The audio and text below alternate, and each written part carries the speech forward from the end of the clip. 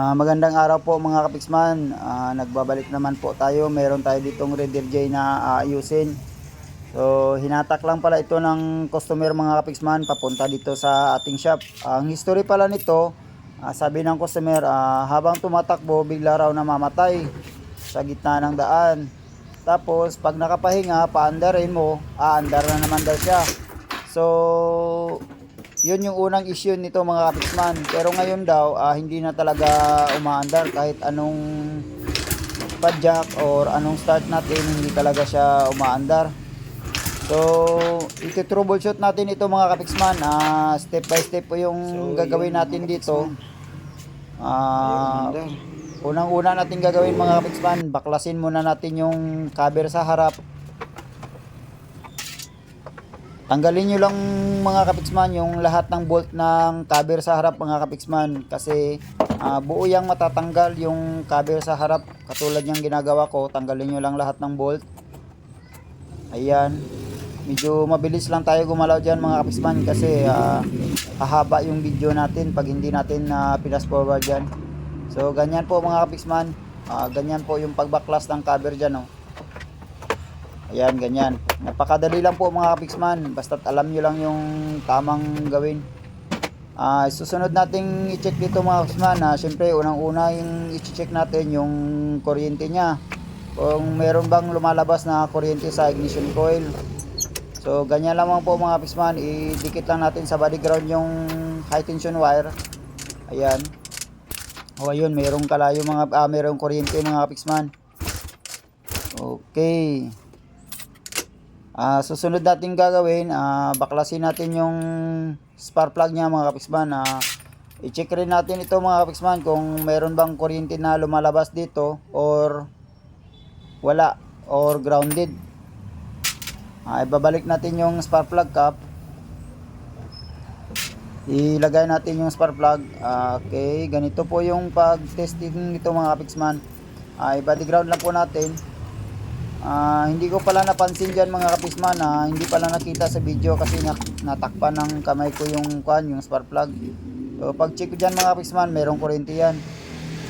Napansin ko rin dito mga kapisman, yung supply pala ng gasolina, hindi tuloy-tuloy yung supply dito mga kapisman papuntang karburador. Galing ng itong hose nito mga kapisman, galing yan ng tangke ito. Dapat mga kapisman, pag kick mo or pagpadjak mo mga kapiksman, mayroong lalabas dyan na gasolina.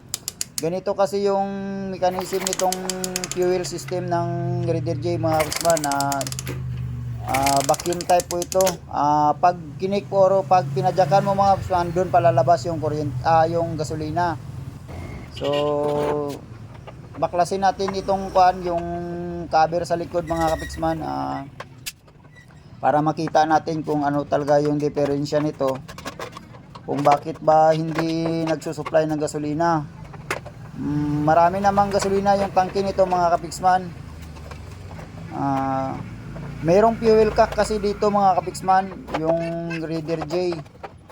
Pakikita ko sa inyo mamaya mga kapiksman, yung fuel cock nya. Vacuum type po kasi yung fuel system nito mga kapiksman. Ito po yung fuel cock nito mga kapiksman. Ayan. Ayan. Dapat mga kapiksman, pag pinadyakan mo or pag nag-start ka, saka pa yung lalabas yung gasolina dito. Galing sa tangke papunta dito. Ito kasi yung nagsusupply ng gasolina sa carburetor. Ito yung maliit na hose mga kapiksman. Yan yung vacuum nya. Yan, pag nag-start ka or nag-kick ka, tsaka pa yun lalabas yung gasolina dyan. So ito yung mechanism nitong fuel system ng Raider J mga kapiksman. So posibleng sira ito.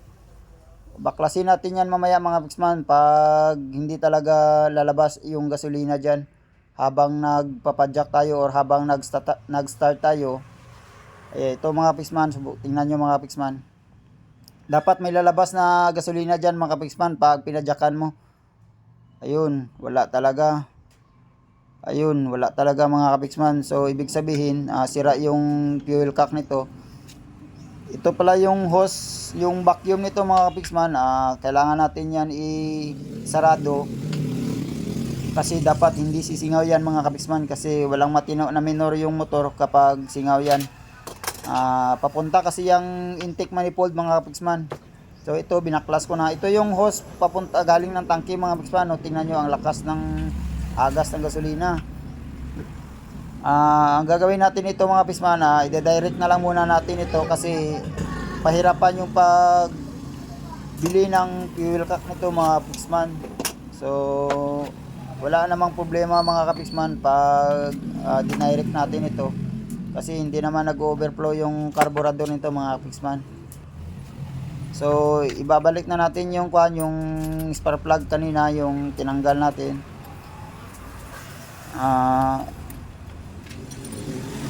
Subukan natin mga kapiksman kung aandar ba siya. Ayun, try natin mga kapiksman kung yun na ba talaga yung issue nito. Yun, parang hirap din paandarin mga kapiksman. So posibleng may ibang sira pa ito mga kapiksman.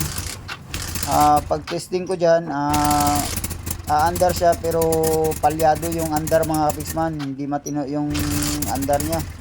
So ibig sabihin may iba pa itong problema mga kapiksman bukod sa fuel cap.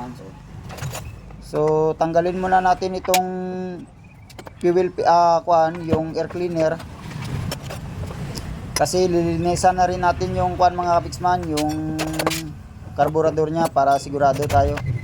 Hugasan na rin natin ito, tanggalin na natin, baklasin natin.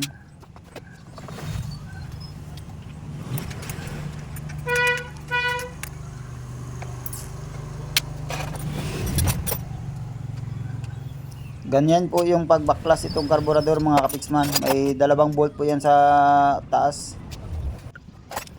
Ito na, hugasan na natin, tanggalin natin yung cap, yung 4 na bolt, yun yung tanggalin natin sa ilalim. Ayan yung tinanggal ko mga kapiksman. Slow jet pala yung tawag dyan.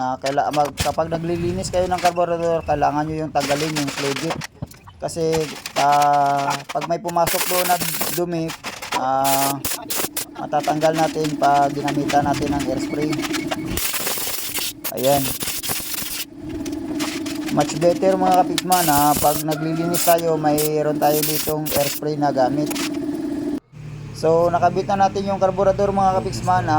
Tinanggal ko ulit itong spark plug kasi parang duda ko rito mga kapiksman.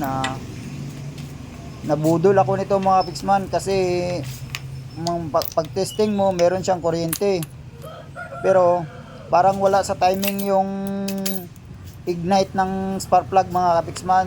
So malakas naman yung yung kuryente niya at hindi naman kalat yung kuryente mga kapiksman. Kasi pag grounded yung spark plug, kalat talaga yung kuryente niyan. Pero ito hindi kalat mga kapiksman, straight naman yung kuryente niya, pero parang wala sa timing yung ignite ng spark plug. So tingnan nyo po mga kapiksman. Ito yung ipapalit nating bago mga kapiksman, yung NGK. Yan yung may tatak na silver, yan yung original mga kapiksman. Mag-ingat pala kayo sa NGK na brand na spark plug mga kapiksman, kasi maraming peke na lumalabas.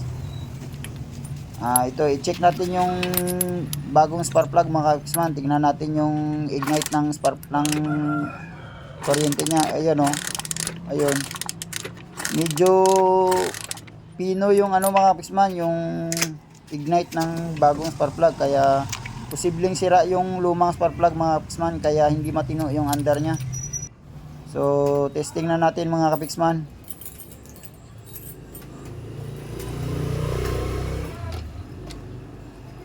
Ayan, testingin na natin mga kapiksman.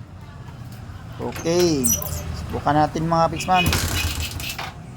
So, ayun, maganda na yung andar mga kapiksman. So goods na ito, malakas na yung RPM, pero parang wala siyang matinong minor mga kapiksman. Ituno natin yung carburetor nito mga kapiksman, kasi overfeed yung kain nito. Sa pagtuno pala nito mga kapiksman, kailangan lang natin isarado yung air gate nya, saka natin pihitin palabas 3 beses mga kapiksman. Half lang mga kapiksman. So, yung dahilan pala mga kapisman kung bakit pala namamatay-matay ito kasi yung fuel cock niya hindi tuloy-tuloy yung supply ng gasolina. At yung dahilan naman mga kapisman kung bakit hindi na talaga umaandar kasi yung spark plug niya mga kapisman wala sa tuno yung ignite ng spark plug. So yun mga kapisman, maraming salamat.